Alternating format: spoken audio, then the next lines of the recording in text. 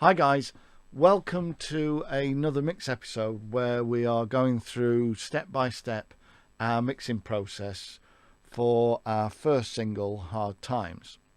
Today is all about reverbs.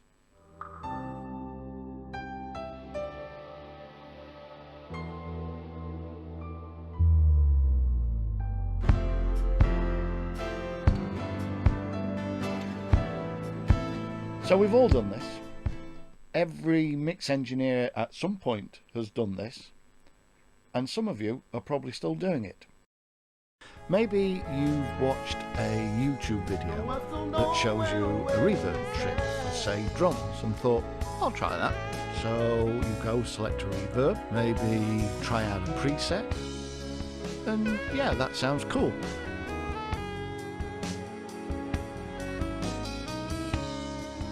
Maybe change the pre-delay, or even make the decay longer.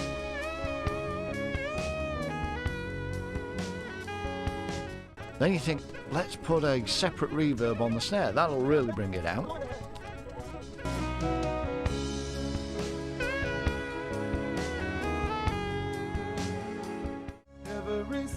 Or you might have seen a vocal reverb trick, and that sounded really great on the video, and you want to implement that.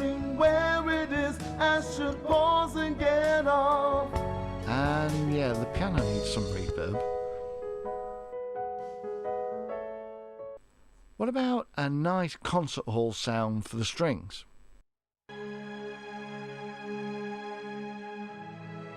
Yeah, that's sounding lush. And of course, the sax solo needs reverb.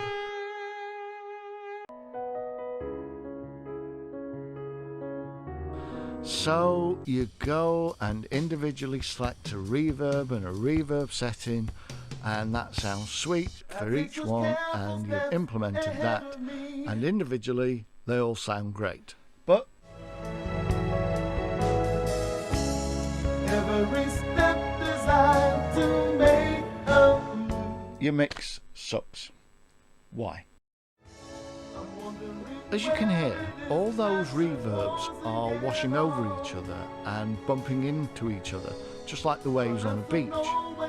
And these sound waves are a build-up of energy that basically just create a messy noise. So why is it when these YouTube dudes apply reverb, it always sounds great? Well, what these guys do before applying any effects is to think, what does this song need? What kind of sound am I looking for? Where do I want this instrument to sit in the mix?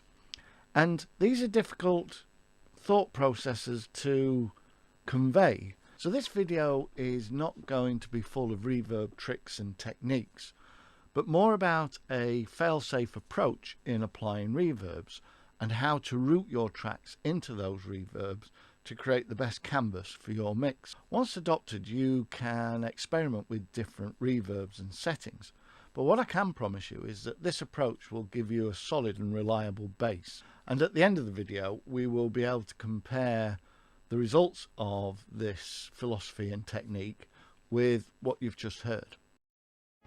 But before we get into the setup, and as an aside, never, and I repeat, never put reverb directly on an insert of a recorded track. You will get in a mess when trying to balance the reverb just using the mix knob. So create a dedicated reverb auxiliary track, insert a reverb onto that track, and then use a send from the instrument track to direct the signal to that reverb.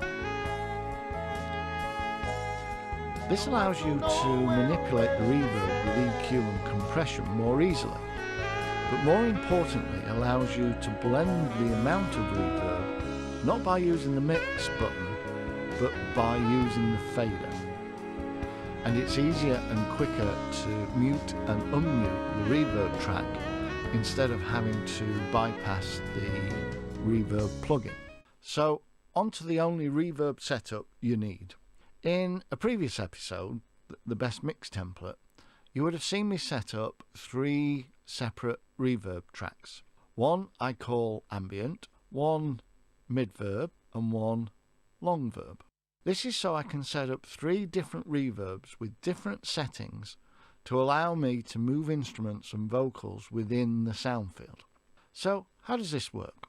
There are many resources that explain the technicalities of each reverb type, but for the purpose of this video, simply put, ambient reverb gives a sense of closeness, usually a small room type of reverb that provides early reflections and little else.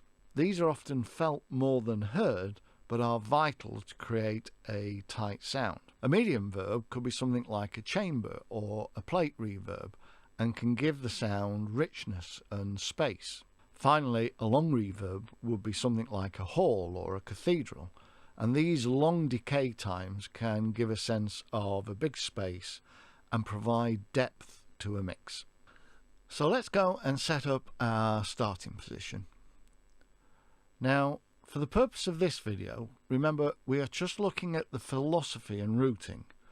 The selection of exactly which reverb to use is not critical at this stage, so I'm going to use the stock Pro Tools Deverb for ease of demonstration.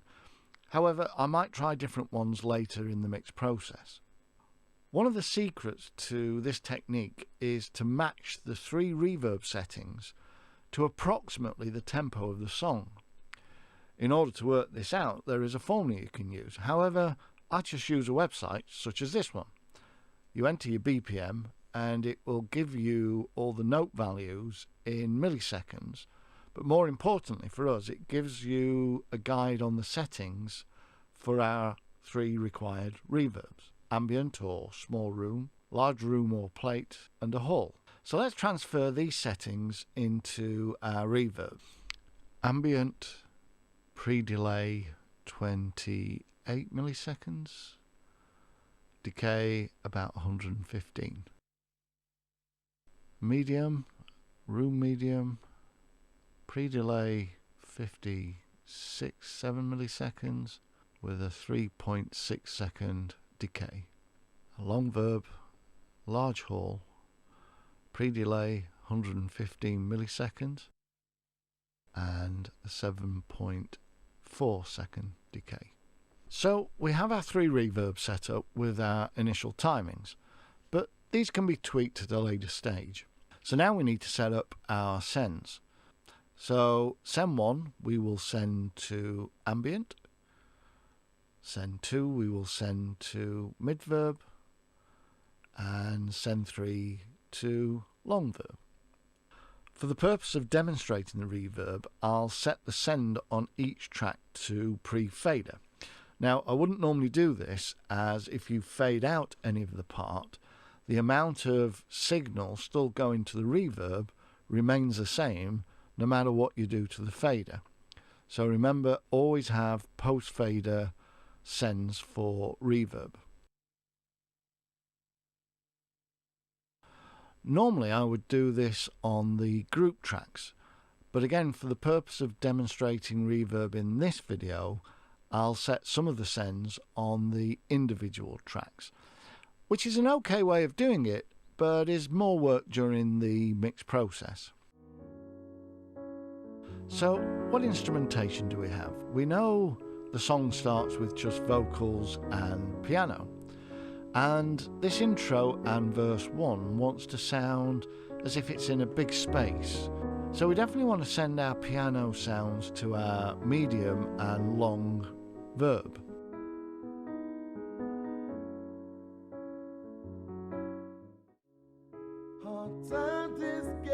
Although we want the vocal to sit in the same space as the piano, we need it to be a little more intimate, so we will send some of it to the ambient verb to bring it a bit closer. The man says it doesn't matter anymore.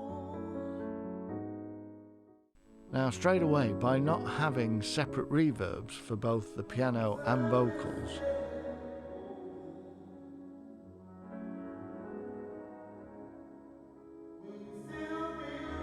they sound together and in one space. For the bass, we don't want to apply any long verb, as this just builds up too much energy in the low end. But we do want to bring it forward, so we'll send some to the ambient verb. Now let's bring in the strings. These, I feel, need to sit back in the space, and so I'll probably send more to the long verb and the medium room, and probably none to the ambient.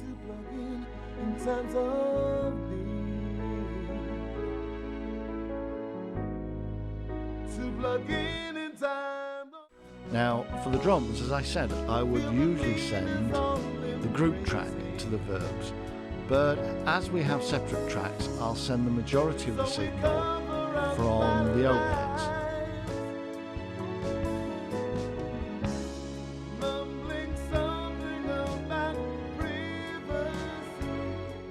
Now, the snare wants some medium and long verb to give it a nice tail. The kick, however, we want that to be more like the bass and be a bit more present, so just some ambient verb for the kick. The toms, again, some medium and long verb to give them a sense of space.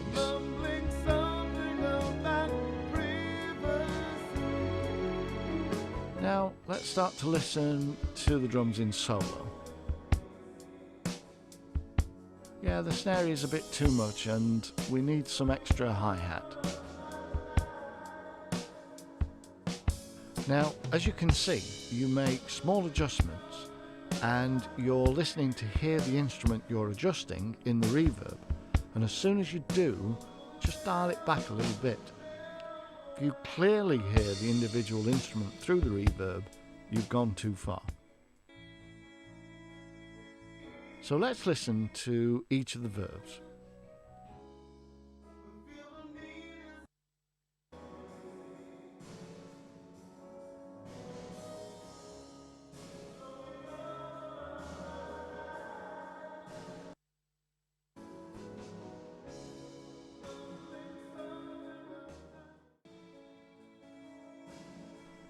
Note how low the volume of the reverb seems. We'll add the guitar, and again, note that I'm adding the amount of send whilst everything is playing. Do not try and solo the instrument to judge the amount of reverb it needs. And now the backing vocals.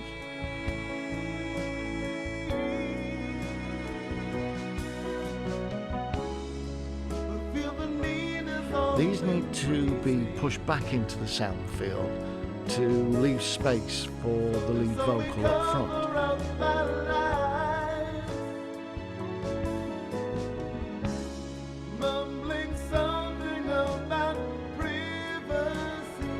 Now let's see how the reverbs are sounding on their own.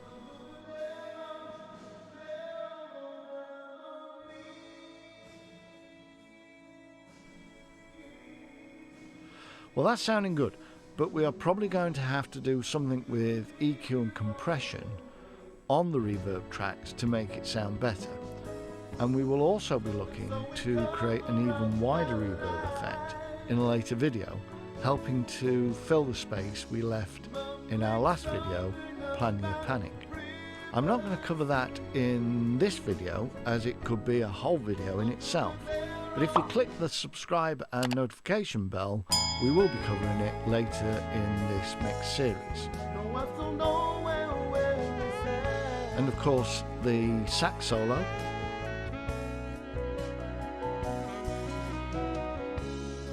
For me, this wants to be quite saturated with reverb, but this is a taste thing.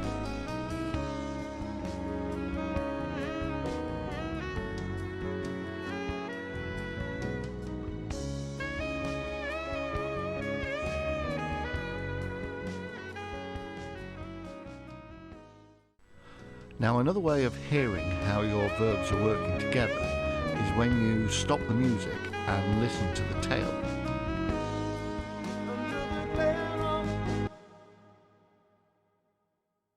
Hear how clean and clear the verbs are and that they're not competing with each other. And again, listen to the 3 reverbs.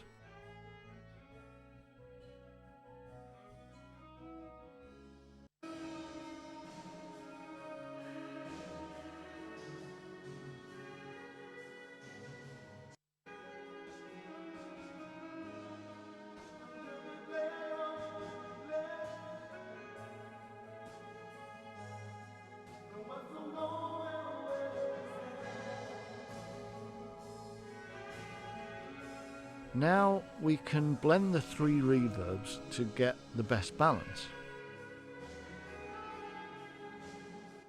And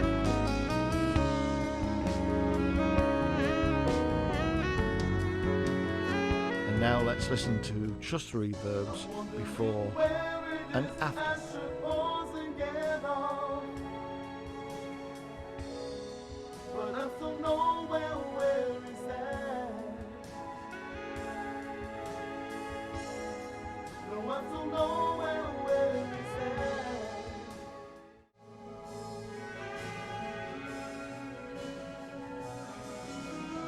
Notice how clean and tight the reverbs are together and how they're working together to fill the space.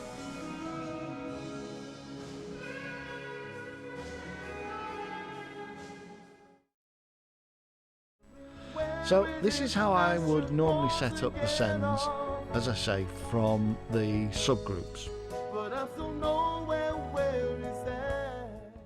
So there you have it. Set up your reverbs in this way to get a well-structured and balanced sound every time. I hope you go and try this technique out, and if you haven't already, go and check our mix playlist. I've left a link in the description below. As I said previously, you can experiment with different reverb plugins, and you can alter the pre-delay and the decay times to suit the song. Now, many of you may be asking why I've done reverb before any EQ or compression.